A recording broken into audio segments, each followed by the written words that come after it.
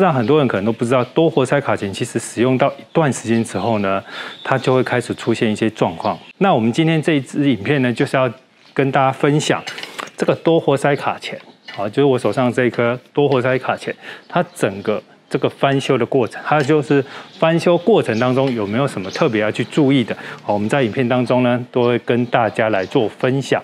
好了，那我们就废话不多说，我们开始今天的影片吧，走吧。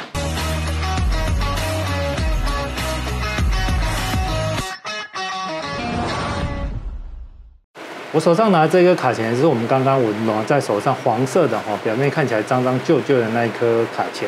那大家可能很好奇说，为什么它现在变成这样子？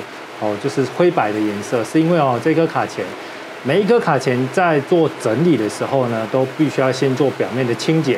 那最有效的一个表面的清洁的方式，就是用这个喷砂的方式，对，好来去除，可以把表面的漆或者是油渍，好做一个完整的去除。那这一颗卡钳也经过刚刚这个喷砂机的处理，我们把表面的一些脏的东西都已经处理掉了。所以何哥，我们现在就要开始针对这一颗卡钳来做整个活塞啊，或者是油封的一些整理，对不对？我们是把它先退出来，是，然后再送烤漆，是，回来再组装这样子。OK， 所以严格上主要流程是这样。对，好啊，那我们就开始针对这个卡钳，好，我们开始先就这个活塞跟油封的部分啊，来开始做这个翻修的动作。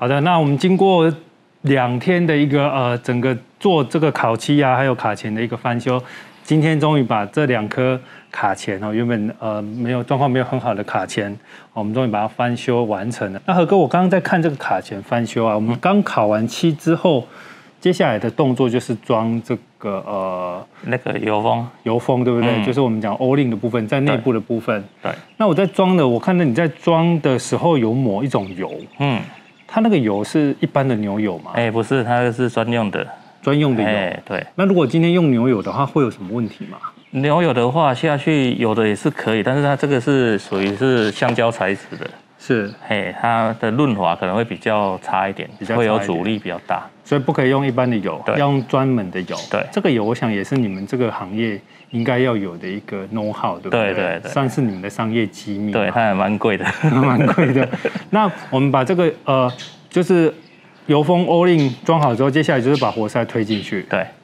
那在活塞在推的时候啊，它这个松紧度也很重要。对，这个就是一个做久了的美感。它就是属于说太紧不行，太松也不行，它就有一个刚刚好的那个。所以如果今天太松太紧，当然是挤不进去了，因为硬挤有可能会伤到里面的油封，也有可能会伤到活塞。对，可是太松也不行，这是什么原因？为什么？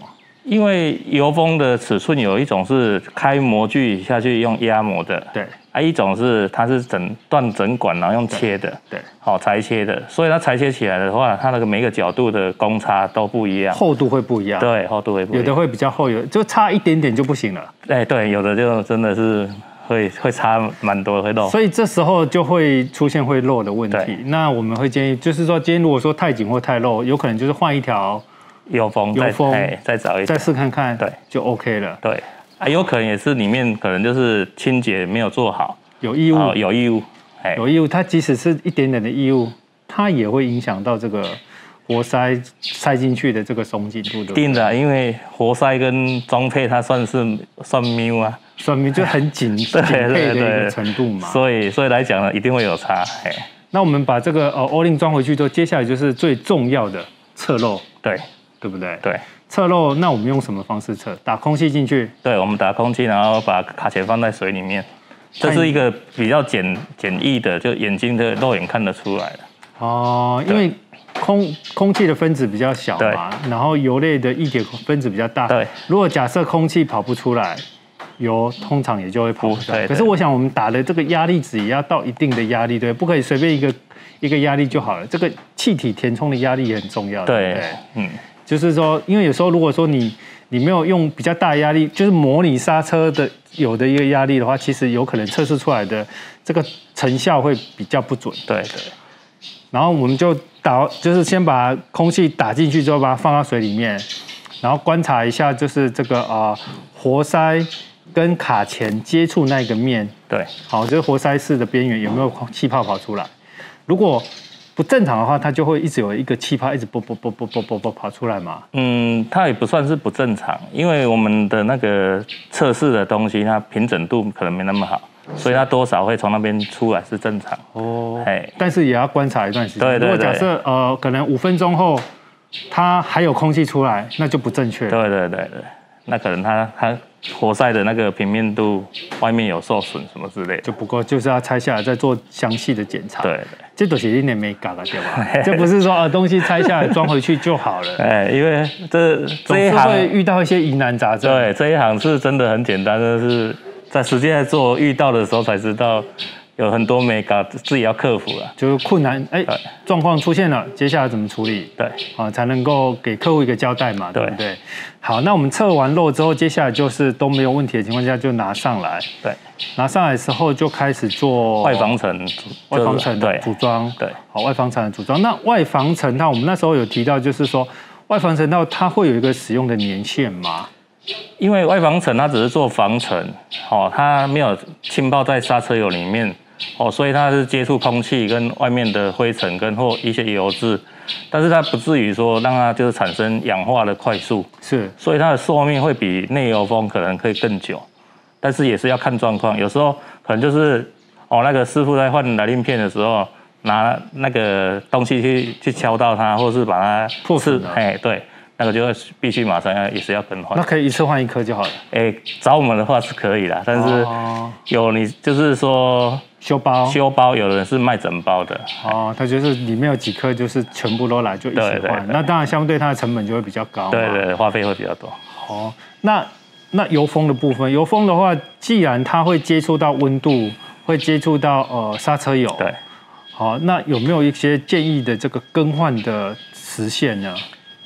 刹车油其实它的特性的话，就是跟轮胎一样嘛，它是橡胶，是所以轮胎一般现在的大家说的就是6年，对，最好就把它更换掉，对，因为你在放久了，其实它就材质也在变化，是，油封也是一样，对，差不多都是5-6年的时间，对，就建议就是做个更换掉这样子。好，那如果不换的话，会有什么问题吗？漏油是最基本的嘛，对不对？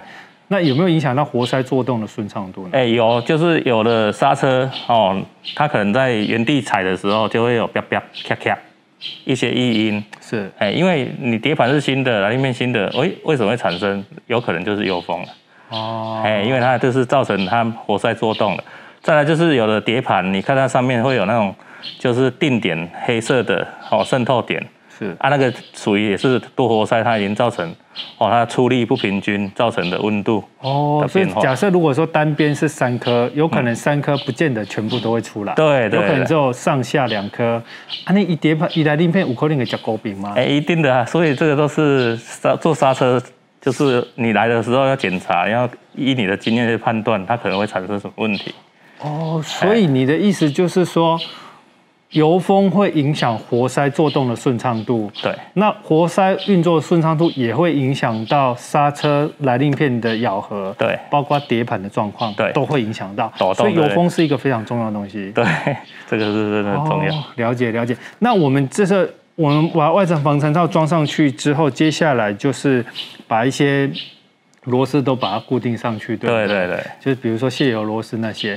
那你在组装这个卸油螺丝的时候，我发现卸油螺丝表面有一层白白的东西，那个是什么东西啊？那个外面人家说那个是什么铁氟西鲁，结果它不是，它是一个管路的密封胶。密封胶，对，它专有名词叫密封胶。对。那我们假设如果今天我们好把它拆下来，可以再转回去吗？可以，只是说重复使用，但是它会一个磨合会越来越少。也是因为它是主要是要把你的管路做一个密封，但是你可能拆装的时候，有可能它磨耗掉了，那个可以外面买有那种密封胶。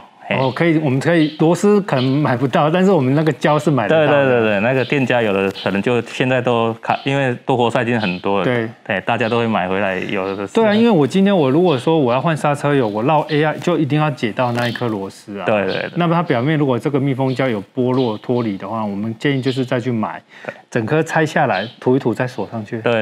安内德赫啊，这个很重要，那不能缠那个铁氟西鲁。那个最好不要，那个是不专业的东西。那个不专业的东西，对不对？因为我想刹车卡钳它在运作是会产生高温的嘛。对。然后而且加上它也会刹车油本身也有腐蚀性，那个铁氟西鲁可能比较没有办法在这个工作环境下来生存来运用，对不对？这个就是非常重要。那接下来我们把这些配件都装完之后，就可以把来令片啊，或者是周边上面的一些。弹片啊什么全部都装回去，对，然后接着就搞定了吗？对啊，就寄给客人了，就可以开始交货了。对，可以，钱就到手了。这样是最好的。其实不过我觉得卡钳在这个翻修过程我们看起来很简单，但是我相信它里面还有一些美感在里面。那我再帮读者问2个问题好了。多活塞卡钳你们遇过？在修理啊，比如客人回来的时候啊，你跟我我车那里东啊怪怪，你有没有遇过2个最奇怪的问题？我记得好像你有跟我分享过原厂羊角会变形，是不是？对，它会是什么样一个状况呢？好像就是刹车都是新的，结果装上去嘛是个没塞用。不是没塞用，是装上去我们一般店家安装，它可能就是直接锁一锁嘛。对，因为现在做的都蛮准的。对。但是它锁上去之后，开始客人开，500、1000，它就开始抖。是。好，我们这个很简单拿去做整平的动作回来了。好，来令片可能也要做整平。对。上去了，它又开始抖。是。开没多久又开始抖。这时候就是一个美感出来了哦。有的店家他就觉得说，可能碟盘太差了，好，我们再换个碟盘。对。碟盘换了以后，它又开始又来了。对。这时候就是很多美感，因为第一个卡钳组都是新的，所以现在的卡钳组应该也不会说技术没有那么成熟。它可能来就是车子上面的羊角有公差。有可能这台车子可能有撞到什么之类的。撞击它会导致所以。这是师傅的经验了，所以羊角变形，你的螺丝还是锁的对，可以上去，卡钳的那个转接座都还是锁得上去，对。可是它有可能它是平面是北的，对，一起照起对啊。那这时候其实就是变成说，你卡钳装上去，就是还要再做一些基本的测量，对，来确认它的碟盘有没有自中，对。好，或者是你的卡钳装上去，它的这个垂直面是不是90度的？这个都是美感，对不对？那除了这个之外，还有没有奇怪的问题啊？我们那天来的时候，我有看到一台，它这个整个卡钳漏油漏到一个不行。他说，你有提到就是说它是谁沟？对，铝合金氧化。铝合金氧化，为什么铝合金会氧化？它不是应该顶多就是表面一层氧化层而已啊？其实这个。问题的话就是说，你看到进口卡钳，他们都有做硬氧的磨合的处理，是。但是台式卡钳可能就是阳机厂或阴阳厂的技术没到那边，他不敢接，是因为那个做完以后，里面的磨合公差会跑掉，问题会很大所以造成现在蛮多卡钳都没有做那个硬氧的处理，是磨合处理，然后就是一样就是铝合金加工出来，就是直接可以就是放活塞这样子，但是后来对这个东西的话也知道，铝合金材质它的型号很多哦，然后每家用的材质不一样，造成有的材质真的 OK 的话，它就铝合金氧化不可能会产生。是有的就是它真的材质不够，是造成它的铝合金就会氧化。所以你的所谓材质不够，可能就是它铝合金的纯度不够。对，好，没有办法控制这个氧化的程度。对，然后它就会氧化之后，它就会开始锈蚀，对不对？锈蚀，然后就是把油封没有，它会就是长像箍嘛，把油封顶上来。哦，然后造成它一个间隙啊，它也不是说漏很大，是。那台 F-X3 我就是已经整理过一次，是已经有告诉客人，客人说先整理没关系。对，所以这次来检查，它就是整个都又长上来了。哦，那个就没救了。那个讲真的，换一组比较安全啊，因为它整个卡钳的这个本体的表面都已经裂化了，算坑坑洞洞，所以它其实已经都爱淡掉了。对。OK， 好。那我想经过我们今天的这个影片，大家对这个多活塞卡钳，不管是翻修或者是它的一些疑难杂症，或者是在安装的时候，都有一些基本的概念。那如果大家还有什么问题的话呢，可以在我们影片下方留言给我。那关于这个和哥它的这个店的资讯呢，我们也会在说明栏上面提供给大家。如果大家有兴趣或者是有问题的话，都可以在我们的影片下方留言给我，或者是直接打电话给你，可以，没事，你别给它禁掉哈。没，只是说真的比较忙，有时候会漏掉，对，漏接也是会的。对的话，那我们都欢迎大家这样子做。那我们今天的影片就到这边，谢谢大家的观赏，谢谢，拜拜。